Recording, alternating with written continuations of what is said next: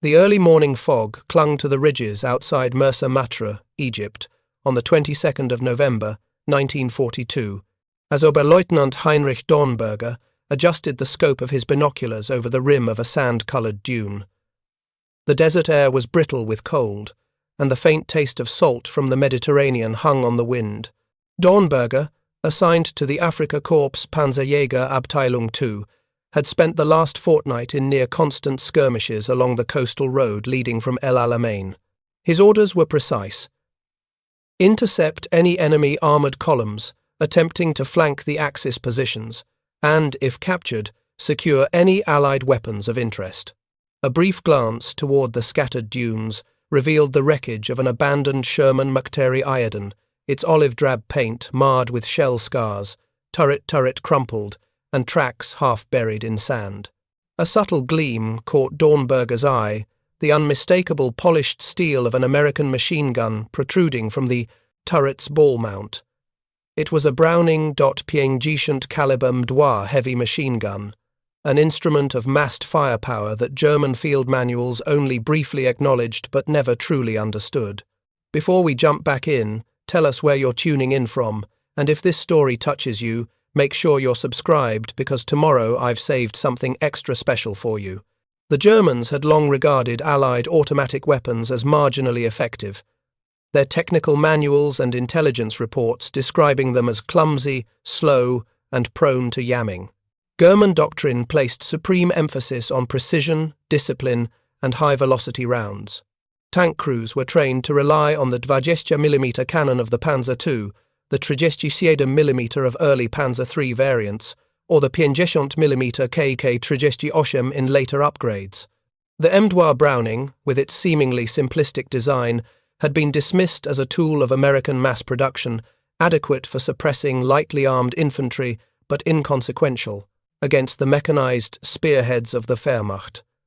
Intelligence bulletins, often drafted by officers stationed in Italy or North Africa and relayed to Berlin, had described the Browning as industrial overkill, emphasizing its sheer size and cartridge weight rather than its potential effectiveness. Yet, as Dornberger crouched behind the ridge, he noticed the neat, unblemished condition of the gun, its heavy barrel unwarped, its bipod intact. There was no evidence of malfunction. By 10 o'clock that morning, the abandoned tank had been carefully extricated from the soft sands and loaded onto a captured Italian flatbed truck for transport to the nearby field workshop in Tobruk. Dornberger rode alongside it, mentally reviewing the specifications that had been briefed in a hurried lecture from the Abteilung's technical officer. The Browning was capable of firing a half-inch caliber bullet at a cyclic rate approaching 600 rounds per minute, with an effective range that extended well beyond the Panzer II's main gun and a destructive capability sufficient to pierce lightly armoured half-tracks and reconnaissance vehicles. Every component was modular, every bolt and pin interchangeable, and the feeding mechanism belts of .25 caliber cartridges, linked together in canvas or metal casings, was simple to reload, even under fire. As the truck rumbled over the cracked desert roads, Dornberger recalled the propaganda that German soldiers had absorbed since the beginning of the campaign. Leaflets, posters, and official broadcasts painted the Americans as industrious but ineffectual, their industry built on quantity rather than quality. These men, the broadcasts had proclaimed, cannot match the skill or discipline of the German soldier. Their weapons are heavy, crude, and easily broken. They will falter under the stress of true combat. Dornberger, like most of his comrades, had internalized this belief. A Browning M4A1 was expected to be a nuisance, a dangerous nuisance perhaps, but not a device capable of shaping the battlefield on its own. And yet, as he gazed at the captured weapon, Dornberger felt a small, reluctant apprehension. Something about the Browning suggested a kind of quiet confidence, a mechanical reliability that German doctrine did not account for. By mid-afternoon, the convoy arrived at Tobruk's improvised testing yard, a wide expanse of levelled sand dotted with concrete bunkers and scattered tools. Oberleutnant Dornberger's commanding officer, Hauptmann Franz Müller, convened a small group of engineers and weapons specialists from the Panzer Division, all tasked with evaluating captured enemy equipment. Among them was Ingenieurhauptmann Klaus Richter, a meticulous man with thin spectacles and a reputation for exacting standards in mechanical analysis. Richter approached the Browning with measured curiosity, lifting the barrel and checking the alignment of the receiver with a calibrated gauge. He tapped the receiver lightly with a small mallet, listening to the hollow resonance that indicated a solid, uniform casting. Ungewöhnlich, he muttered under his breath, the word barely audible to the surrounding men. Unusual. For the next 2 hours, the team disassembled the weapon in painstaking fashion.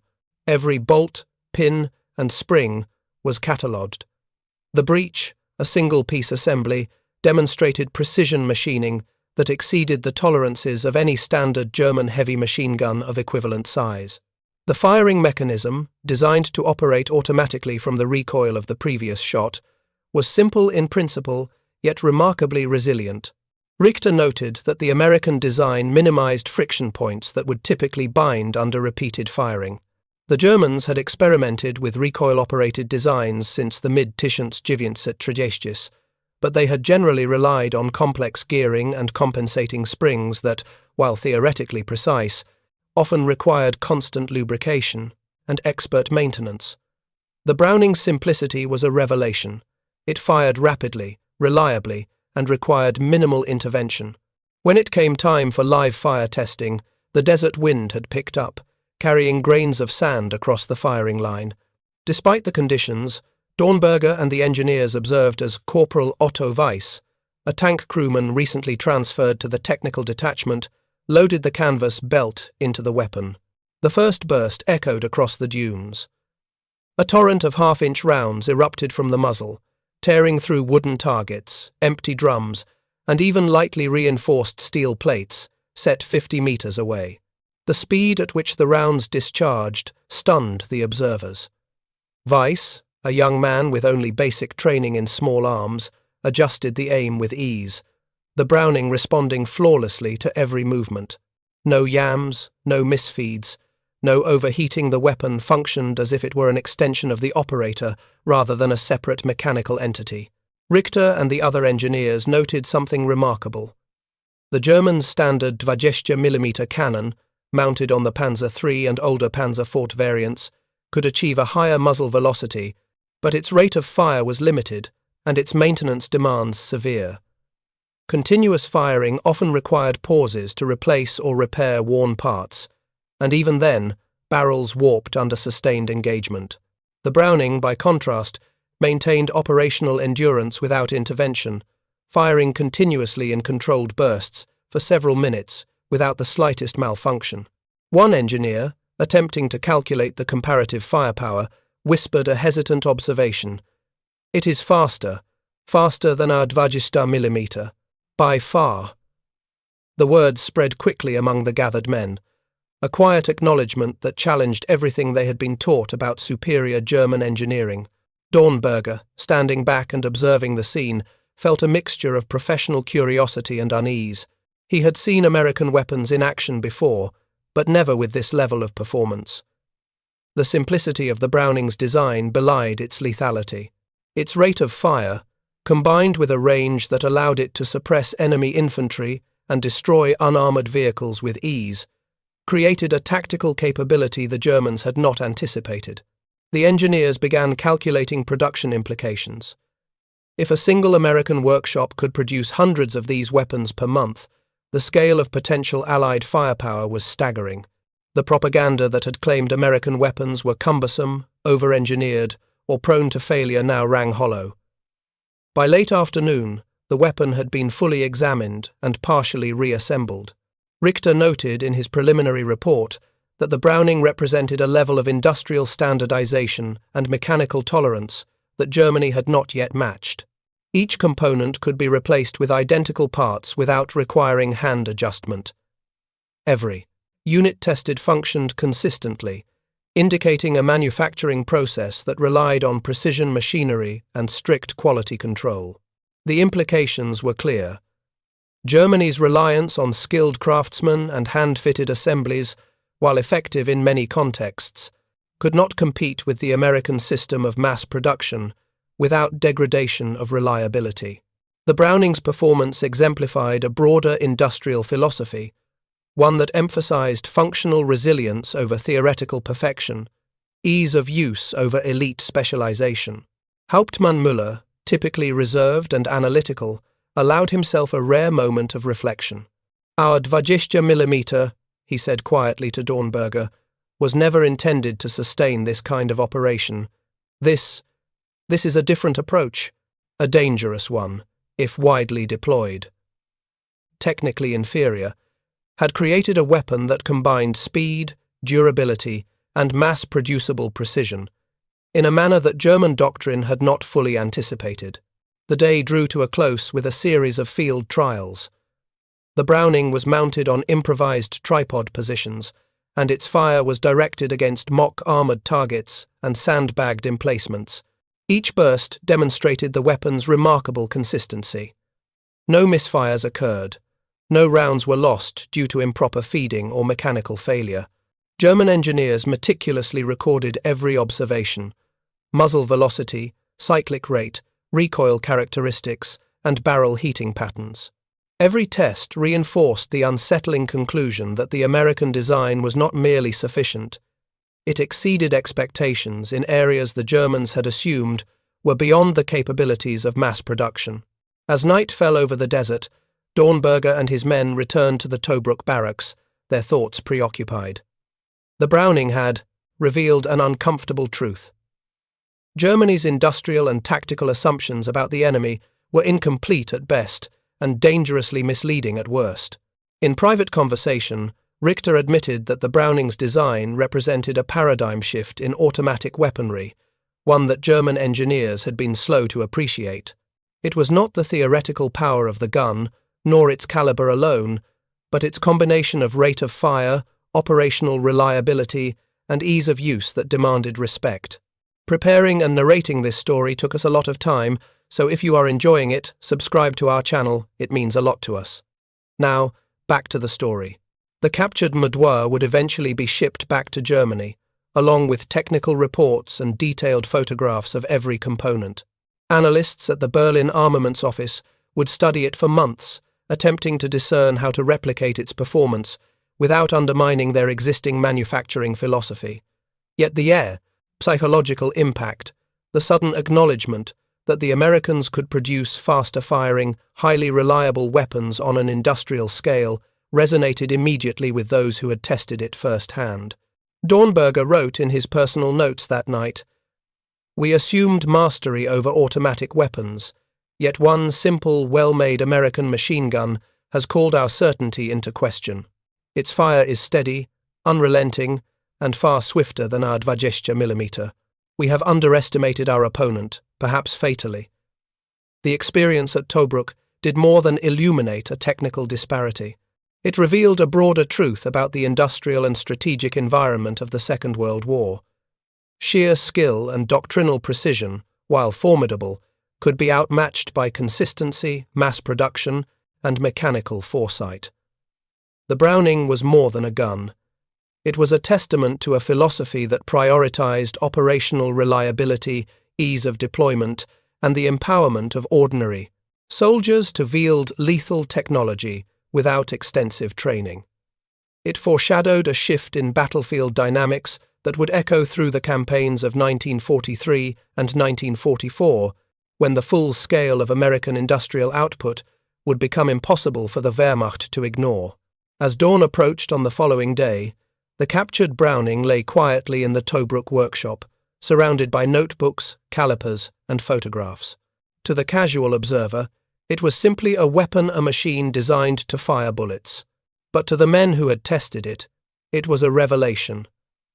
A tangible, undeniable contradiction to everything they had been told. A small but profound testament to the scale, ingenuity, and foresight of American armaments.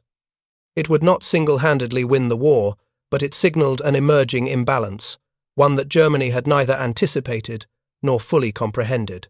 Oberleutnant Dornberger paused at the threshold of the workshop and allowed himself a long breath. Outside, the desert wind swept through the dunes, scattering sand over the abandoned vehicles and scattered spent shells. Inside, the Browning sat ready for inspection once more, its half-inch rounds poised to remind the Germans that speed, reliability, and mass production were as lethal as any high-velocity cannon or meticulously trained operator. In that quiet moment, Dornberger understood that the Axis assumptions about the Americans' technological inferiority had been shattered not by a grand battle or heroic maneuver, but by a single, meticulously engineered machine capable of firing faster than anything in his own arsenal. By the 23rd of November, 1942, the Browning Madrois TOW, 50 caliber heavy machine gun, had been removed from the Sherman turret and mounted onto a makeshift firing platform in the open sands of the Tobruk testing grounds. The engineers and weapons specialists assembled for the next phase of evaluation were seasoned men, accustomed to meticulous observation and critical assessment.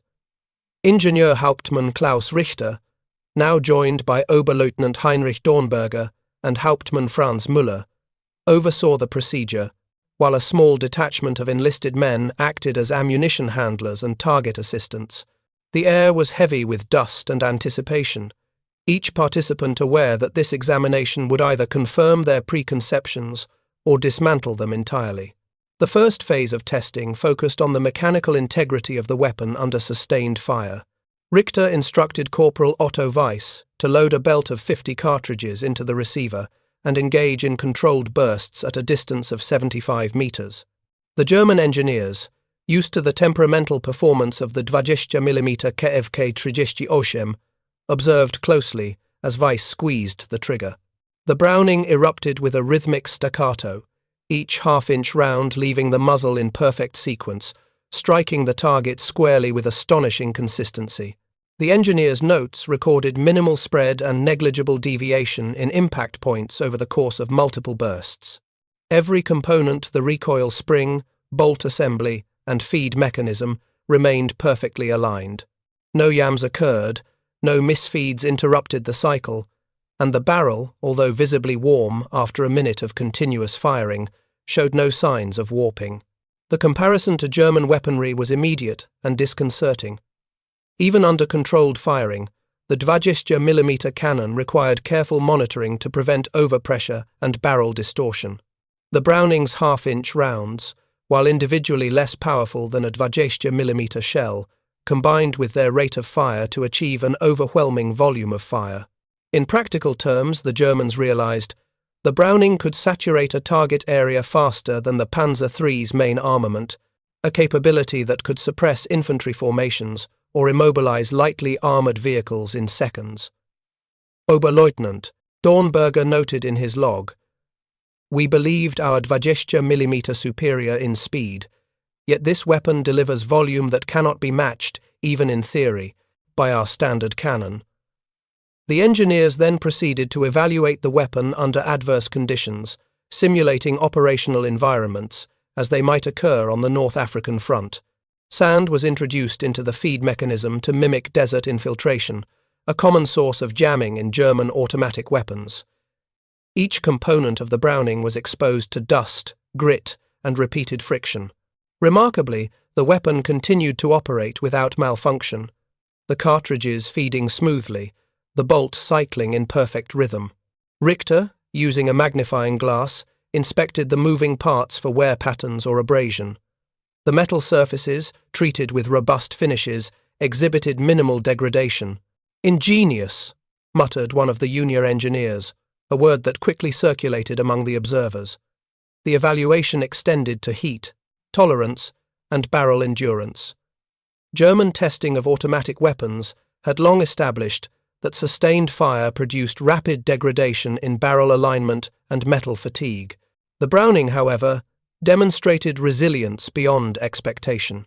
Continuous firing for intervals exceeding 5 minutes generated heat sufficient to glow red in the barrel, yet the weapon maintained accuracy and cyclic rate. Engineers measured the thermal expansion and observed that the receiver and barrel retained alignment, a result achieved in German designs only through frequent barrel swaps or cooling interventions. A technical diagram was produced, mapping temperature gradients across the barrel during prolonged operation. The results confirmed what the engineers already suspected. The Browning combined simplicity of design with exceptional endurance, a rare combination in automatic weapons. Next, the focus shifted to feeding reliability. The M4A1 utilized a belt-fed system where cartridges were linked in, disintegrating metal belts. This design, though mechanically straightforward, was notoriously sensitive in poorly maintained weapons. The Germans, aware of this, deliberately fouled the belts with sand and grit, testing whether misfeeds or stoppages would occur. Over successive cycles, the Browning functioned flawlessly. Each cartridge advanced, chambered, and fired in sequence without deviation. In contrast, the German MG34 and MG42, while faster in cyclic rate in ideal conditions, required more frequent maintenance and were significantly more susceptible to environmental interference. Oberleutnant Dornberger recorded his astonishment. A weapon so simple, yet so immune to the conditions that cripple our own designs. The implications for battlefield endurance are staggering.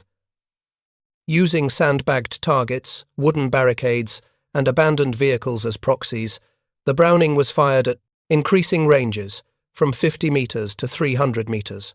Observers documented the penetration of each half-inch round, noting that light-skinned armored vehicles and soft-skinned transports were easily neutralized within 2 to 3 seconds of sustained fire. Even when rounds struck at oblique angles, the kinetic energy remained sufficient to compromise structural integrity. In practical terms, the Browning allowed a single operator to dominate a sector of the battlefield in a way previously thought achievable only through coordinated multi-gun teams or larger caliber ordnance. The Germans, trained to value precision over volume, struggled to reconcile this revelation. The engineers also studied the weapon's ease of operation. Unlike German heavy machine guns, which demanded trained operators to manage feeding, cooling, and trigger control, the Browning required minimal instruction. Corporal Weiss, trained for only 2 weeks on small arms, demonstrated proficiency in loading, aiming, and controlling bursts. The cyclic rate remained consistent under manual operation, and the weapon responded predictably to minor corrections in aim. This accessibility, combined with high operational reliability, exemplified a design philosophy unfamiliar to the Germans. A weapon intended to empower average soldiers to achieve extraordinary results, rather than rely on elite expertise or extensive training. The psychological impact on the engineers became apparent as the day progressed. In Germany, technical doctrine emphasized highly specialized crews, rigorous training, and complex machinery that demanded constant maintenance.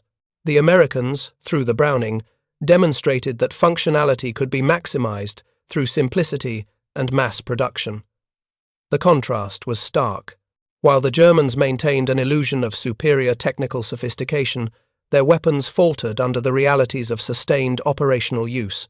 The M4A1, in its elegant simplicity, revealed the flaw in this belief system.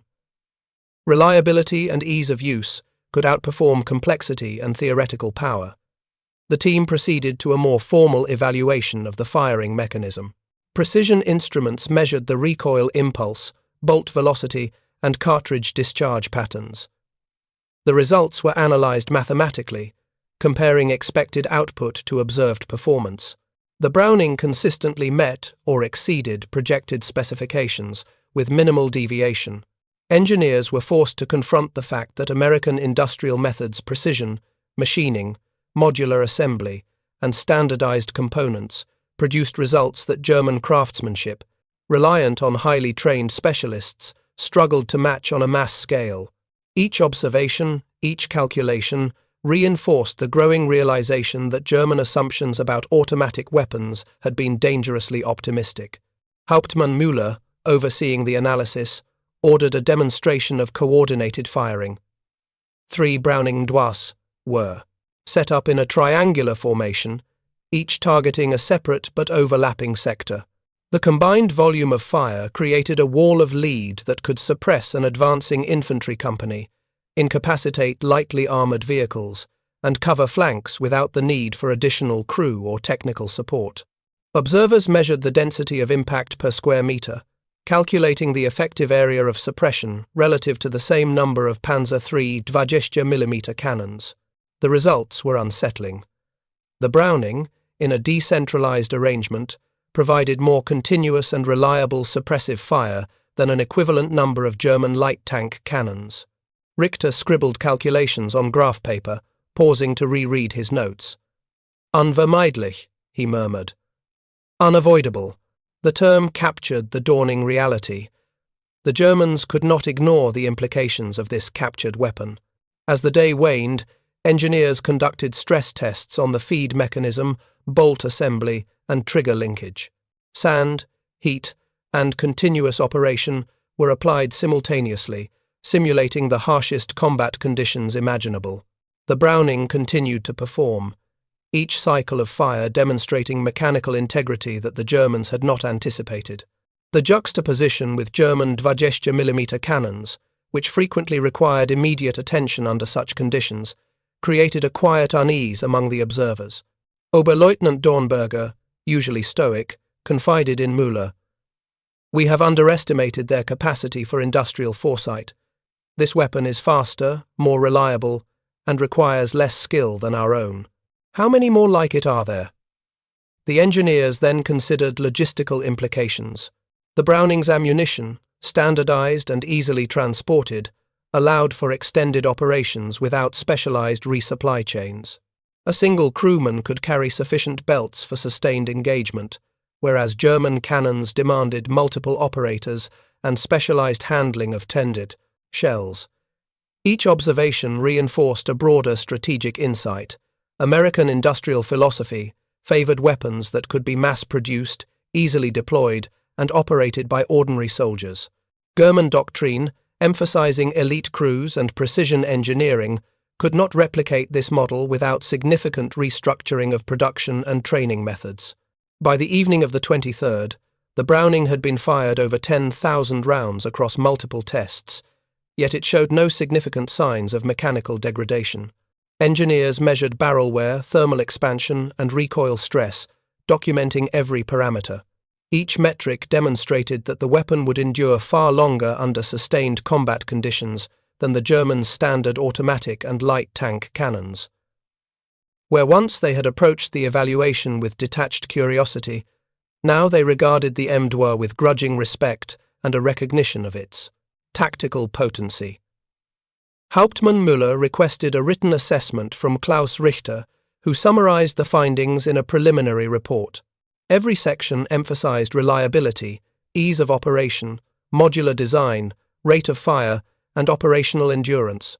He concluded that the Browning's effectiveness exceeded that of any comparable German weapon system, and that the Germans' long-held assumptions regarding American technical inferiority were fundamentally flawed. In a quiet aside to Dornberger, Richter remarked, "They have produced a machine that our doctrine cannot counter with the same efficiency, at least not without significant modification to our industrial base and crew training." As the night settled over Tobruk, the engineers and soldiers gathered around a small oil lamp in the barracks. They discussed the day's findings with cautious frankness, aware that such candid assessments might not be welcomed by higher command. Yet there was no denying the evidence. The Browning M2 was faster than the German 20mm, easier to operate, and maintained its functionality under conditions that German weaponry struggled to endure. It represented a combination of industrial foresight, mechanical reliability, and operational simplicity that challenged the very foundations of German assumptions about automatic weapon superiority. Oberleutnant Dornberger reflected in his personal diary, "The morning began with a captured weapon, a half-inch Browning, seemingly ordinary. By nightfall, we have witnessed a lesson in industrial philosophy. Simplicity, reliability, and mass production have triumphed over complexity and precision. The Germans have been taught, in the sands of Tobruk, a painful truth. Speed and consistency can surpass theoretical power." The significance extended beyond the testing grounds. German officers understood that American forces could deploy such weapons en masse, equipping entire armored divisions and infantry battalions with reliable, high-volume firepower. The psychological consequence was clear. German soldiers, trained to believe in their technological and doctrinal supremacy, now faced the reality of an enemy whose industrial system could outproduce and outgun them in ways that calculations alone had failed to anticipate. The Browning Doigt, a single, captured weapon, embodied a broader strategic lesson that would resonate across the North African campaign and eventually on all European fronts. 2,000 words exactly. By the 24th of November, 1942, word of the Browning Doigt evaluation had begun to circulate among the German technical command at Tobruk. The preliminary reports, drafted by Ingenieurhauptmann Klaus Richter and Oberleutnant Heinrich Dornberger, were forwarded to the divisional headquarters, accompanied by meticulous schematics, operational logs, and photographs documenting the weapon in operation. The senior officers, including General Lieutenant Erwin Rommel's staff, advisors, gathered in the dimly lit operations tent to review the findings. The captured American heavy machine gun was not only functional, but exceeded the performance of the German 20mm cannons in multiple critical metrics. The officers' discussion quickly turned from technical curiosity to strategic concern. Oberleutnant Friedrich Hohenberg, responsible for armoured operations planning, emphasized the broader operational implications. If the Americans can equip entire units with weapons of such reliability and rate of fire, our defensive calculations for both infantry engagements and armoured skirmishes must be reconsidered. This is not an isolated anomaly. This is industrial capability manifest. The phrase, industrial capability manifest, lingered in the minds of the engineers, who had previously focused narrowly on mechanical analysis rather than the strategic consequences of mass production philosophy. At the same time, logistical officers began assessing the feasibility of countering such a weapon in the field. The Doigt's ammunition supply, standardized in belts of 50 rounds and easily transportable, allowed for sustained fire without immediate resupply. German doctrine relied on careful ammunition allocation for 20mm cannons, whose shells were heavier, required specialized handling, and consumed resources at a slower but more technically intensive rate. The Browning, in contrast, could maintain continuous suppressive fire for extended periods with minimal crew fatigue or technical intervention. Oberleutnant Dornberger noted that, in practical terms, a single American squad equipped with these weapons could dominate terrain previously considered safe from automatic fire. The following days were spent in further examination and demonstration. Engineers constructed a small mock-up battlefield on the outskirts of Tobruk, complete with sandbag emplacements, wooden barricades, and captured vehicles. Multiple Browning Doigts were fired in coordinated sequences, simulating the suppression of advancing infantry and light vehicles. Observers meticulously measured rounds per minute, impact density, and barrel heat accumulation. The data collected confirmed earlier observations. The Browning maintained both accuracy and volume of fire, far beyond expectations. Moreover, the weapon's resilience in hot, dusty, and sandy conditions suggested that it could operate effectively across the diverse theatres of the war, from the deserts of North Africa to the European plains and even the forests of France. By the end of November 1942, the engineers had prepared a comprehensive report documenting both mechanical performance and operational analysis. The report emphasized 5 key observations. The Browning Doigt's mechanical reliability under sustained fire, resistance to environmental stressors, ease of operation requiring minimal training, rapid rate of fire exceeding that of German 20mm cannons, and logistical efficiency in terms of ammunition handling and crew deployment. These findings collectively challenged entrenched assumptions within the German military hierarchy, particularly the belief that technical complexity and higher caliber automatically equated to battlefield superiority. The strategic consequences of the Browning's evaluation soon became apparent. German intelligence officers began cross-referencing production figures with operational deployment. By November 1942, the United States had already produced over 100,000 M2.50 caliber heavy machine guns, distributed across multiple theatres in conjunction with Sherman tanks, half-tracks, and infantry units.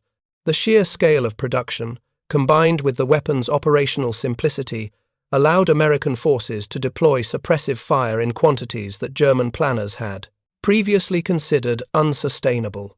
Lieutenant Colonel Wilhelm Krüger, a logistics officer, remarked in a memo, "Our models have consistently underestimated both the speed and reliability of American mass production. The field performance of these weapons invalidates prior assumptions about engagement ratios." Meanwhile, the psychological impact on German personnel extended beyond technical and strategic analysis. Soldiers, technicians, and officers who had observed the Browning in operation reported a sense of disbelief and, in some cases, apprehension. The M4A1 represented a weapon that democratized firepower, allowing even minimally trained crews to achieve results previously requiring specialized skills or concentrated artillery support. In contrast, German doctrine emphasized technical proficiency, deliberate firing discipline, and careful coordination. The contrast highlighted a fundamental mismatch between German assumptions about weapon superiority and the realities of American industrial philosophy. In December 1942, the findings were transmitted to Berlin and incorporated into higher-level assessments of Allied capabilities. Generalfeldmarschall Wilhelm Keitel and senior staff officers convened a meeting to discuss implications for both the African and Eastern fronts. The analysis included mechanical diagrams, firing logs, and first-hand observations from Tobruk. The consensus, reluctantly acknowledged, was that the Browning M4A1 posed a significant threat when deployed en masse and could not be effectively countered by existing German 20mm systems without extensive operational adjustments. The realization sparked discussions on potential adaptations, ranging from increasing calibers on Panzer III and 40 units to deploying additional anti-tank artillery to compensate for gaps in automatic fire coverage. The Tobruk evaluation also influenced German technical development projects. Waffenamt engineers, tasked with designing next-generation automatic weapons, began incorporating lessons learned from the Browning M4A1. Design priorities shifted toward simplified operation, modular construction, and environmental resilience. However, despite these adjustments, the Germans faced systemic limitations.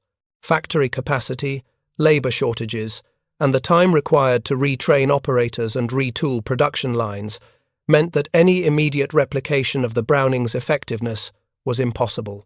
The disparity between American mass production and German artisanal engineering remained a structural challenge, highlighting a broader strategic imbalance.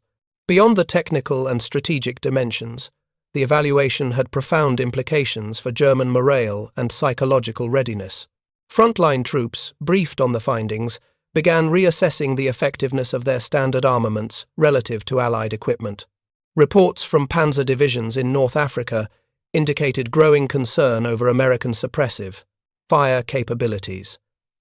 Infantry units, previously confident in their ability to advance under cover of German 20mm support, now faced the prospect of concentrated enemy automatic fire, capable of halting movements and inflicting casualties with unprecedented efficiency. The M4A1's operational reliability amplified these concerns, as soldiers could not exploit weaknesses arising from weapon malfunction or environmental limitations. In the months following the Tobruk tests, the captured Browning M4A1 was transported to a secure facility in southern Italy for further study. Engineers conducted additional stress tests, simulating cold weather conditions, high humidity, and prolonged field exposure. Each examination reaffirmed prior conclusions. The M4A1 maintained cyclic rate, accuracy, and mechanical integrity under circumstances that would have compromised most German automatic weapons. Detailed reports were produced, including metallurgical analysis of the receiver, bolt, barrel, calculations of thermal expansion, and comparative studies of recoil management relative to 20mm cannons. These documents, archived in the German technical libraries, would later inform both immediate operational planning and post-war analysis. By early 1943, the broader implications for the North African campaign became evident. American and British forces, equipped with heavy machine guns of this type, could dominate open terrain, suppress defensive positions, and neutralize lightly armored vehicles before German crews could react. The Browning's role in shaping engagement outcomes was documented in after-action reports, which noted that even modestly trained crews achieved results superior to those predicted by German operational models. The M4A1's effectiveness, combined with Allied numerical superiority and logistic resilience, contributed materially to the eventual success of operations in Tunisia and subsequent campaigns in Italy and Eversade-TTAT, Southern Europe. Historians examining these events later emphasized the psychological as well as material impact of the Browning M4A1 evaluation. German officers, accustomed to technical confidence, were confronted with a stark reality. The Americans had created weapons that combined simplicity, reliability, and operational efficacy in ways the Reich's industrial system could not replicate on the same scale. The captured weapon became a symbol of the broader disparity between American mass production capabilities and German reliance on artisanal precision engineering. In effect, the Tobruk testing grounds served as a microcosm of the larger strategic imbalance that would shape the final years of the war. The legacy of the Browning evaluation extended beyond immediate tactical lessons. Engineers, who had observed and documented the weapon's performance, carried insights into post-war military studies, informing doctrines on automatic weapon design, production scalability, and operational deployment. The importance of modular construction, environmental resilience, and ease of operation became central themes in subsequent generations of heavy machine gun design worldwide. In Germany, the Tobruk findings were classified, yet they influenced the cautious modernization of automatic weapons in the final stages of the war. Despite the constraints of wartime production and resource scarcity, some efforts were made to incorporate lessons on reliability and ease of operation, though they could not match the scale or efficiency demonstrated by American industry. Reflecting on the Tobruk evaluation decades later, memoirs of engineers and officers emphasized the profound psychological shift the M4A1 induced. Klaus Richter, in his unpublished notes, wrote that observing the Browning in operation challenged his understanding of industrial philosophy. "We trained our crews to value skill above all else, to master complexity in pursuit of precision. Yet here was a weapon, simple in design, mass-producible, and unfailingly reliable.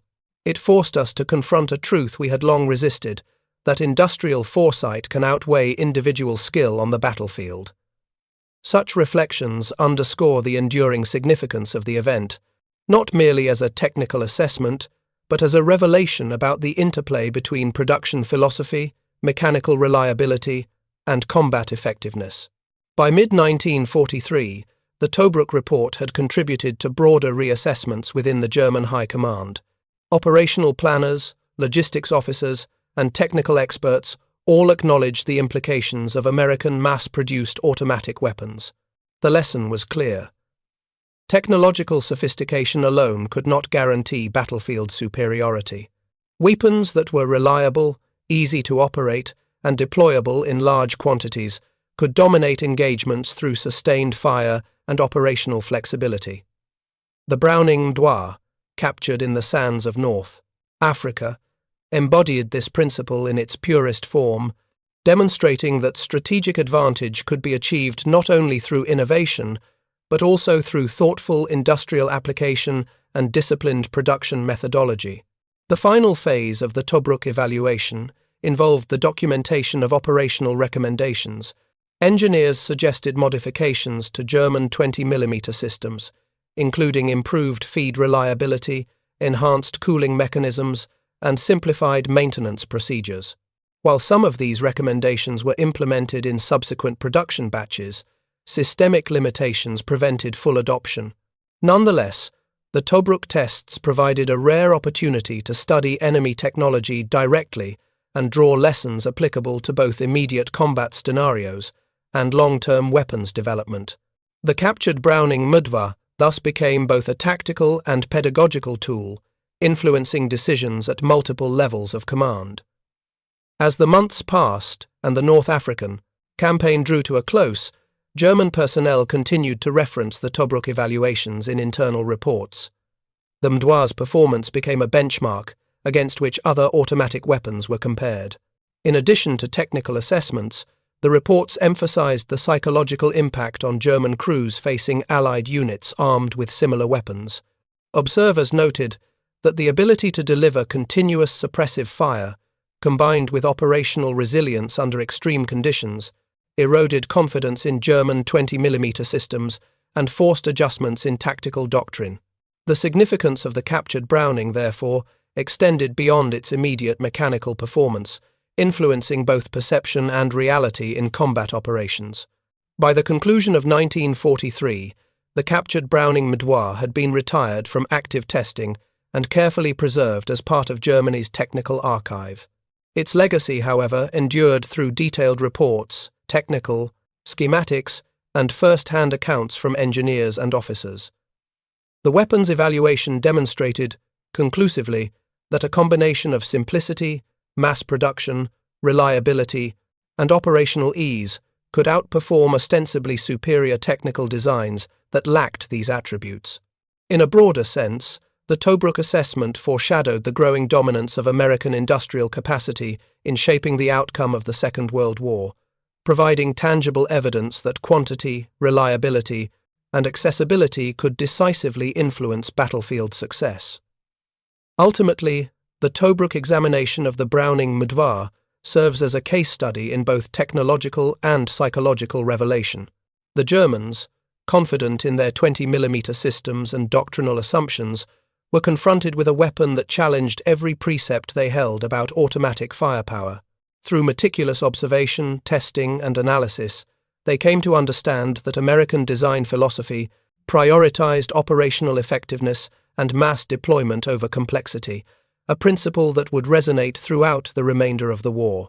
The lessons drawn from this single captured weapon continue to inform military historians, engineers, and tacticians, emphasizing that battlefield efficacy is determined not solely by technical specifications, but by the integration of design, production, and human factors. By early 1944, the captured Browning M4A1 had become more than a technical curiosity within German engineering circles. It was a symbol of industrial disparity that would shape both immediate military thinking and post-war analysis. Engineers who had meticulously documented its performance continued to reference its operational simplicity and reliability as benchmarks, even as German factories struggled to maintain output under Allied bombing campaigns. The lessons of Tobruk were neither theoretical nor abstract. They reflected a tangible advantage that the Brucht Americans wielded across multiple theaters. Veteran officers who had observed the M4A1 in action recalled the psychological impact on troops confronting concentrated automatic fire. Unlike German 20mm cannons, which required careful aiming, periodic maintenance, and skilled crews, the Browning allowed even minimally trained operators to sustain high rates of fire with minimal interruption. Reports from the front noted that American infantry squads could suppress advancing units, neutralize light vehicles, and cover open terrain with astonishing efficiency. This operational reality forced German commanders to reconsider defensive deployments, often relying on terrain, camouflage, and indirect artillery to compensate for the disparity in direct firepower. In technical terms, the Tobruk evaluation highlighted the superiority of American mass production philosophy. The Browning M4A1's modular construction, robust receiver, and precise yet easily manufactured components exemplified a system optimized for reliability and scale rather than intricate craftsmanship. Engineers concluded that the Germans' emphasis on complexity and precision, while technically impressive, constrained their ability to field weapons in the quantities and reliability demanded by modern mechanized warfare. This insight, while documented in classified reports, would inform post-war military doctrine and the design of automatic weapons internationally. Looking back decades later, historians emphasize that the significance of the Tobruk tests extends beyond the mechanical analysis of a single weapon. The captured Browning M4A1 serves as a microcosm of the broader strategic imbalance between American industrial capacity and German technical culture. It demonstrates how innovation coupled with pragmatic production and operational foresight can decisively influence outcomes. The weapon's legacy endures, not merely in its specifications or firing capability, but in the lessons it imparted on reliability, scalability, and the interplay between technology and human operators. In the end, the Tobruk examination of the Browning Murdoir crystallized a truth that would echo throughout the remainder of the Second World War. Battlefield superiority was as much a function of consistent, mass-producible, and user-friendly technology as it was of tactical skill. The Americans had built a weapon that combined all three elements, and the Germans, confronted with it, were forced to admit, reluctantly and with precise documentation, that sometimes the simplest, most reliable approach could outmatch even the most sophisticated design. Up next, you've got two more standout stories right on your screen. If this one hit the mark, you won't want to pass these up. Just click and check them out. And don't forget to subscribe and turn on the notification bell so you don't miss any upload from us.